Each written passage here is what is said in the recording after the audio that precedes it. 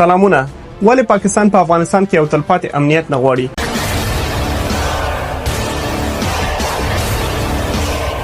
اوس خو د کابل حکومت د پاکستان د مدرسو د چڼو په لاس کې دی. اوس نو پاکستان ولې په افغانستان بریدونه کوي؟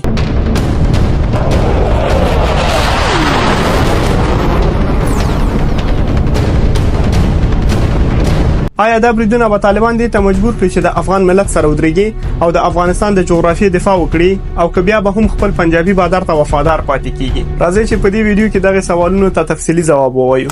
او دا وخت تاسو لا خبر درکو چې پاک فوج پکتیا کې د ترهګرو څلور اهم تربیتي مرکزونو باندې حمله وکړه. نه ناغلیو چې مجاهدین A day after a massive truck bomb blast ripped through Kabul, killing 90 and injuring more than 400, the Afghanistan government is now pointing fingers at Pakistan. The bomb.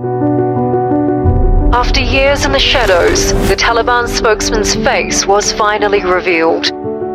Taliban have announced.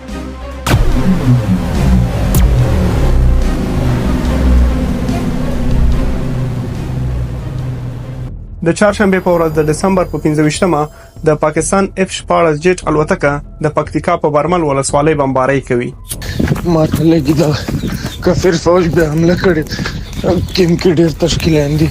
په دغه بمبارۍ کې تر 500 زیات افغانان په شهادت رسیدي چې اکثریت یې ماشومان او میرمنې دي.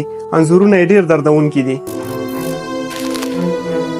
خو د پاکستان حکومت وایي چې دغه برید په افغانستان کې د TTP په پټنځایونو باندې کړه. خبر درکو چې پاک فوج پکتیا کې د ترهګرو څلور اهم تربیتي مرکزونو باندې حمله وکړه. کوم کې د پاکستان دا اول ځل نه دی چې په افغانستان باندې برید کوي.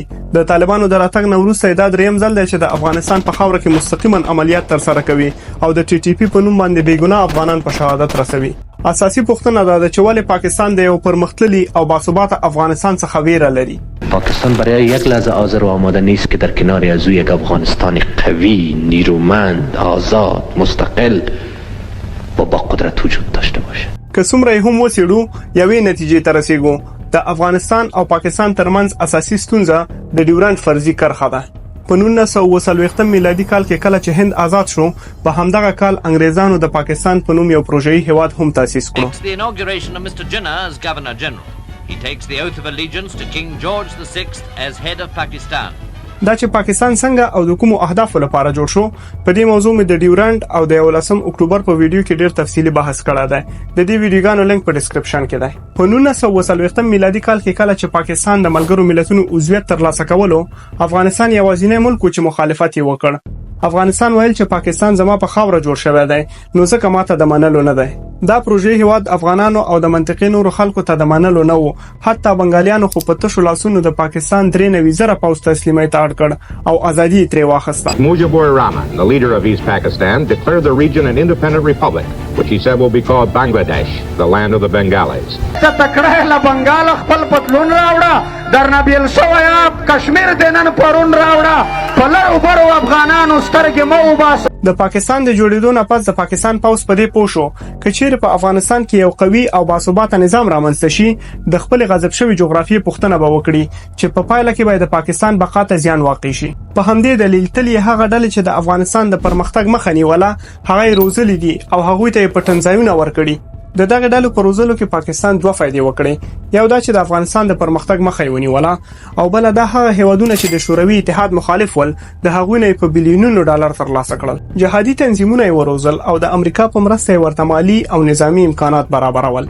حتی په 1989 میلادي کال کې د پاکستان پوځ د مجاهدینو سره یو ځای د ډاکټر نجیب د حکومت په مقابل کې وجنګیدل او غوښتل چې جلال آباد ونیسي، خو شرمناکه ماته یې وخوړه. افراطي مخالفینو د پاکستان د نظامی پوځ په ملګرتیا د امریکې د پرمختللو عصري وسلو په مرسته او د عربي وهابیانو په مشورې سره د جلال آباد د ښار د حملې پلان جوړ کړ.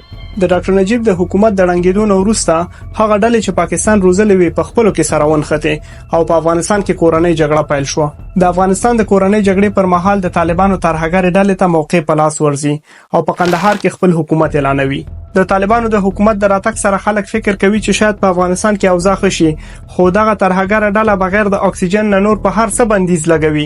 سینما، تلویزیون، انځورګري، هنر، لوبې، انټرنیټ، د بشري سازمانونو دفترونه، د ګیرې کلول او د شپږم ټولګي نه پورته د ښځو په تعلیم بندیز لګوي. خو دا حالت دومره دوام نه کوي او په افغانستان کې یو ځل بیا جمهوریت نظام تاسیسیږي او افغانستان د پرمختګ او خودکفایۍ په لور روانېږي. په افغانستان کې د جمهوریت نظام راتګ سره اکثره طالب مشران پاکستان ته پناوړي، پاکستان ورته مدرسې جوړوي او روزنه ورکوي. حتی په کوټه کې ورته د عام ولس نه چاندې راټولوي چې په افغانستان کې جمهوریت نظام سقوط کړي. نه یوازې دا، هغه طالب ترهګر به چې د ملي اردو سره په جنگ کې ټپي شو، د پاکستان په روغتونونو کې به ورته تداوی امکانات برابرېدل. مسائل ये हैं कि तालिबान की या दूसरे जो वहाँ लोग हैं उनकी फैमिलीज यहाँ रहती हैं, उनकी बाज़ डेड बॉडीज़ भी आ जाती हैं, बाज़ मेडिकल ट्रीटमेंट के लिए भी लोग, बाज़ हॉस्पिटल्स ऐसे हैं जहाँ उनकी ट्रीटमेंट होती है. حتی دا اسناد هم موجود دي چې د پاکستان پوځ د طالبانو ترهګرې ډلې ته ډېرې قوي وسلې ورکولې. د جمهوریت د سقوط نه وروسته عمران خان طالبانو ته داسې مبارکي وویله لکه په یو هیواد کې چې د مسلح قواو قومندان خپل پوځ ته شاباسي ورکوي. ذهنی غلامی کی زنجیریں توڑنا زیادہ مشکل ہوتا ہے. جو ابھی افغانستان میں غلامی کی زنجیریں تو توڑ دی انہوں نے. ولی به ورته نه وایي چې د افغانستان د علماو د شورا رئیس ورته داسې دعاګانې کوي. الله تعالی موږ د پاکستان حفاظت وکړي. خدای پاک پاکستان یو اسلامي ملک دی، ټمی طاقت ده او کفار کوشش کوي چې دغه ملک هم خراب کړي. الله تعالی د دې تدبیرونه خراب کړي، د اسلامي ملک حفاظت وکړي. وای کومه دعا چې د زړه نه ونه شي هغه قبليږي هم نه، ځکه خو طالب چارواکي د پنجاب سره د زړه نه مینه لري. د خپل په رابطه به تو زما د خدای په ذات قسم چې دغه خاورې سره زه کومه مینه او محبت لرم چې د یو ملک خلک بل ملک ته ځي او دومره ازادي لکه افغانان چې په پاکستان کې آزاد اوسېدلي دي کنه، دا په ټول ملک نه نشته کنه. له یو طرفه پاکستان په افغانستان حمله کوي، بیچاره ولس په شهادت رسوي، او له بل طرفه طالب ته وظیفه ورکړي چې دغه ملت فرهنګ ووجني او د علم دروازې پرې بندي کړي. په خواله رسنیو کې طالبانو کسان ګمارلي چې خلکو ته حالت عادي وخایي، خو د راپورونو په اساس 23 میلیون افغانان د سخت اقتصادي مشکلاتو سره لاس او ګریوان دي. په دوی کې 6 میلیونه حتی د یو وخت ډوډۍ په ډیره مشکله پیدا کوي. اوس به وګورو چې طالب خپل مینه پالي او که د افغان بچي وینه تر بیا خې چاري.